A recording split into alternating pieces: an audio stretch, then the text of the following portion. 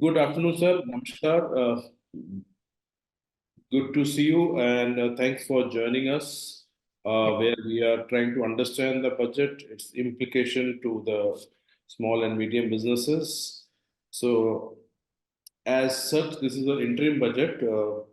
We didn't have much to talk about, but let's understand your views on that, sir, to start with. Thanks, Raja. I can say this is absolutely visionary budget actually. It might be an interim budget in technical terms only, considering it is the customary to present such interim budget in election year, as the full-fledged budget is left open to the incumbent government when they come into power and plan the vision for the country for next 5 years. There is no material declarations, and even in the budget, and even direct and indirect taxes, even the slabs have been left unchanged. So I see this budget as a continuity of mission and vision of last 10 years. All the previous year things have been kept intact as it is, keeping in mind the vision of making the world's third largest economy. That thing has been taken into consideration by putting such much of amount in the infra and leading to fully developed India by 2047. Actually, that is the vision in this budget. There is nothing much being the interim budget. I would like to highlight a few very interesting points that previously budgets were present keeping in only the view for 5 years consideration. That today if you're making some budget, so it will have the impact of 5 years on year-to-year basis. But this Modi government has totally changed the scene of budget to plan for next 25 years, which is called as the Amrit Kal. And this interim budget is just a blockchain of the mission and vision. That is my view on the interim budget at the moment. Absolutely. I think the thought process to look beyond 5 years and look for a long-term goal and then start planning towards it is something is a hallmark of the current incumbent, the current government.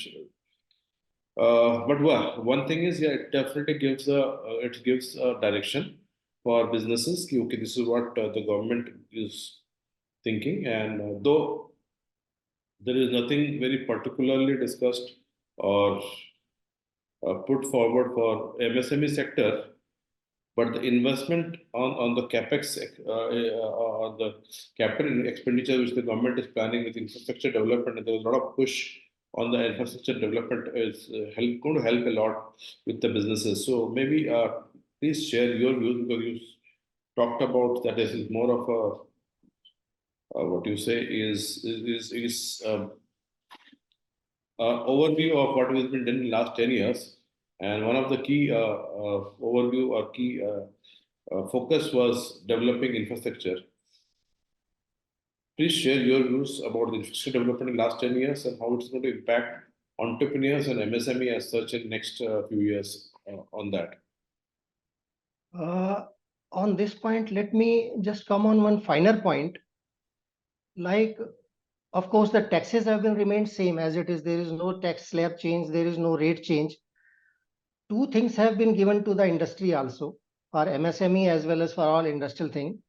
One is that the exemption of startups and some concessions which were expiring on some sovereign wealth bonds also on 31st of March 24. This has been extended for all those companies up to March 25 as it is. And second very interesting change which the budget has given, that Income Tax Act, of course, it was in 1961. And right since 1962, there are more than 1 crore cases which were pending before that income tax departments for recovery of small amounts ranging from maybe 10,000 to 15,000 or 25,000. So almost these cases on some given period of 2010, 25,000 rupees cases have been closed as such. Means all that old cases, because it was a very hard sum for even the department as well as for the industry as well as for the individuals to get the data of that much of long period. and to contest the demand or even do the recovery for 25,000 rupees. So almost 1 crore SSCs have been benefited out of it, which includes individual corporates or maybe the SME or small traders, businessmen, whatever they were involved. Because in 1962, of course, corporates were not that much. So a lot of things might be with the individuals as well as with the MSME people. So that is the best takeoff for the income tax point of view for industry as well as people at large.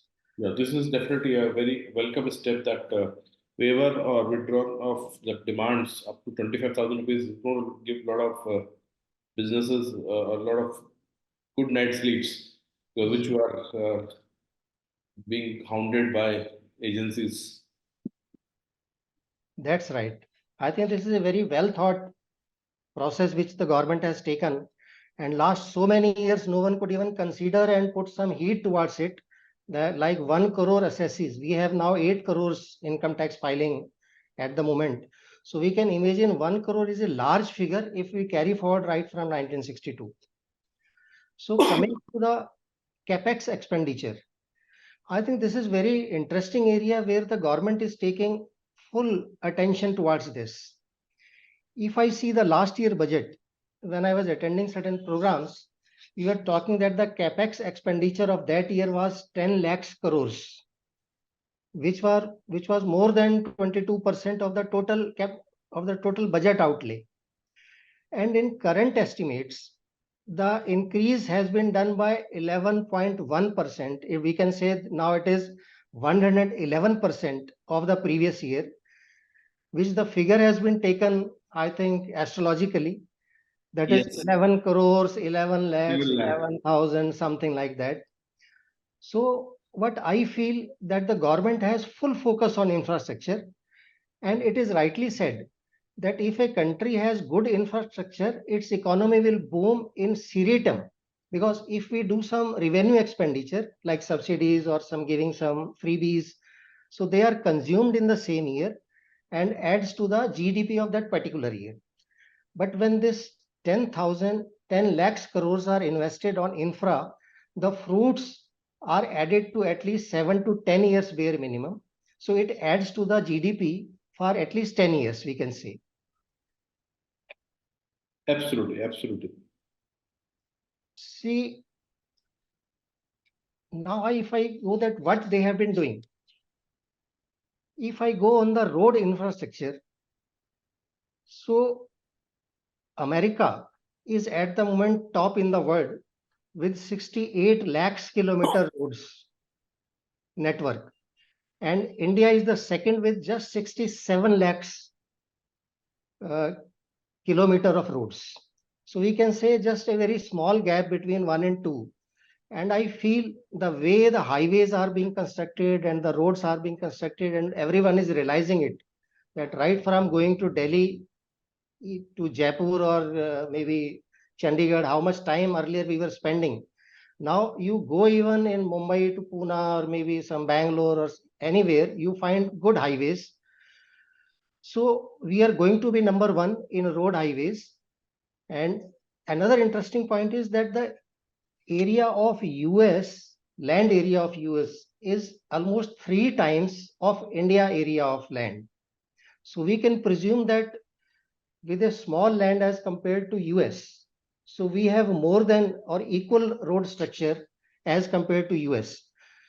I remember one statement of one president of US. He told that it's not that US is rich, that's why they have constructed all these roads and highways. It is the US has become rich because it had roads and highways to make it rich.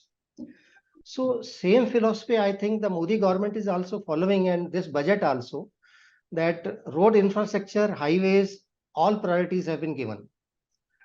Second interesting point is after the road is the railways. When we see railways, earlier, if we go 10 years back, it was huge. It is considered like that no one would like to go by railways. Only the people who are not having any option, they used to choose the railways. But now, with the same infrastructure, with the same integral coach factory of Chennai, we are manufacturing Vande Bharat, rapid rail, even dedicated freight corridors. Some have been inaugurated and some are in the pipeline. So this railway is going to give a big boost and speed. Even from Delhi to Mumbai, that dedicated freight corridor is going to start. Small part has been already inaugurated, and it will increase the railway traffic from Mumbai port to any part of India up to Delhi and nearby areas. Now the next which I feel, the airport, which has done wonders. Absolutely. I think the airport, the aviation sector has been opened up a lot in this budget, and there's a clear-cut direction to open up and have another 70 plus odd aviation. Yeah, please go ahead. Your thoughts, sir. Yes, please. So airport, I feel definitely it has touched another sky. First flight, it was in India almost in 1912. And till 2014, we can say around in 100 years, we had around 74 airports. And now in last 9 or 10 years, it has become double of that. It is 148, or another 13 are in the pipeline, which are into construction and all that. So we can say that last 9 years as compared to previous 100 years even, because airport started in India in 1912 first time. So this is a big jump, double in last 9, or we can say of course 10 years now. So airport are being developed like anything. Even tier 2 and tier 3 cities, even a new place like Ayodhya, which is just developed as a tourism hub, it has also got its own international airport. Same story goes with the shipping. We have too much of almost 7,500 kilometers of port area. So we have number of the shipping and the ports also. So all things are being managed in a good way in a regional as well as central ports. And the last infrastructure which I see, which is very, very interesting, is the cross-border infrastructure. It's not that India or the government has planned the infrastructure within the government, within the India itself. It has planned another IMEC, that is India Middle East European Corridor, which was declared in Yes. G20. Yes. It is very interesting development, which will change the total economy and face of India financial sector. Absolutely. And another project, that is India Myanmar Thailand. Now the people can travel from India via Myanmar to Thailand by road itself, by their own vehicle and by their own car. So it is development of global infrastructure also, which benefits India. And another is the Agartala to Kolkata to Agartala. Via Bangladesh. Yeah, it is via Dhaka and Bangladesh. Earlier, the total distance is 1,600 kilometers if we come by road. Yeah, that you have to cross, you have to go above, Yes. circle the Bangladesh, and then you have to take the. Correct. Right from one corner to other corner, you have to circle a lot. But now it is just 550 kilometers. Yeah, that reduces by 1/3. It is almost 1/3, which saves time also. 500 kilometers means might be 10 hours, that's all. So number of trips. A lot of opportunities for export to Bangladesh, because that helps to transport a lot of goods from India to Bangladesh. Yeah. The export will also get a lot of boost, because earlier that was one of the key problems people were facing.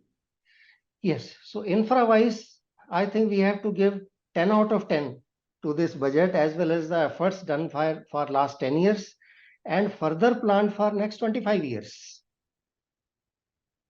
Yes, I think infrastructure you have to give. Another few area where I think the government has really focusing is, and you are coming from Delhi, and the announcement by the Delhi government also is about solar energy or green technology. Correct. So I think that's an area where businesses or MSMEs can really take a lot of benefit by going sustainable, doing sustainable business, moving toward a sustainable net zero kind of a business environment for them.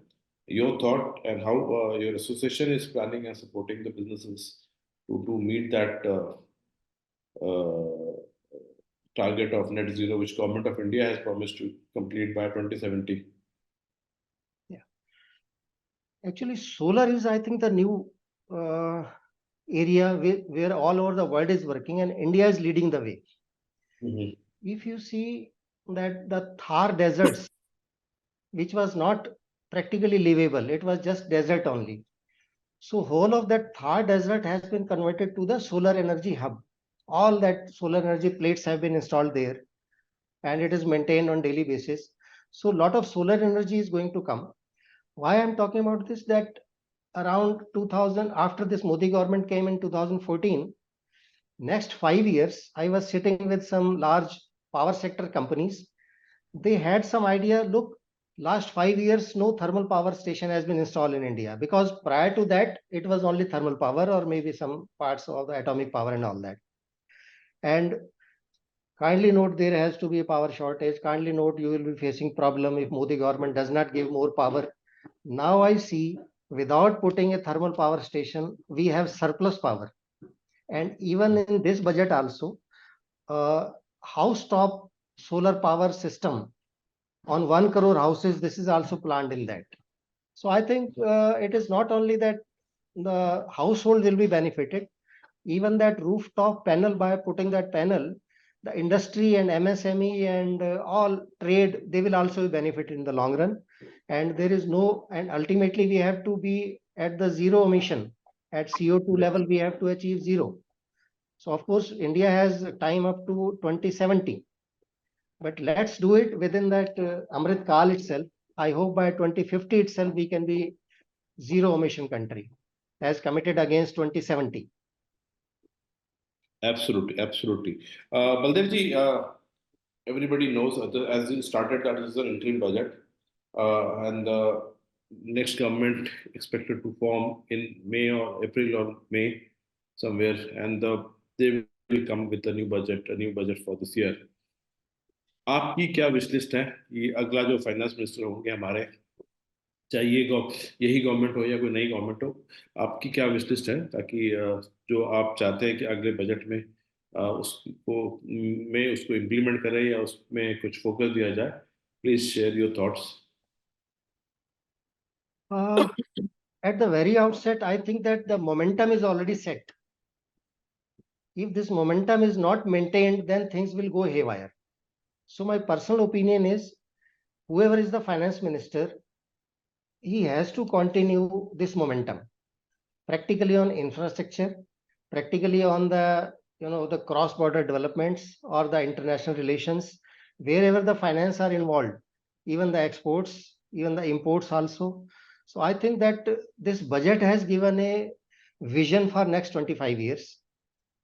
The last 10 years, if we take together, it is just a blockchain only. It has become in between as interim budget.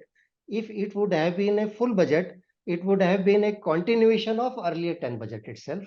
So what I foresee, that the new finance minister, maybe from this government or maybe another finance minister, they have to continue, and they should continue with this vision to make India fully developed by 2047, even prior to that.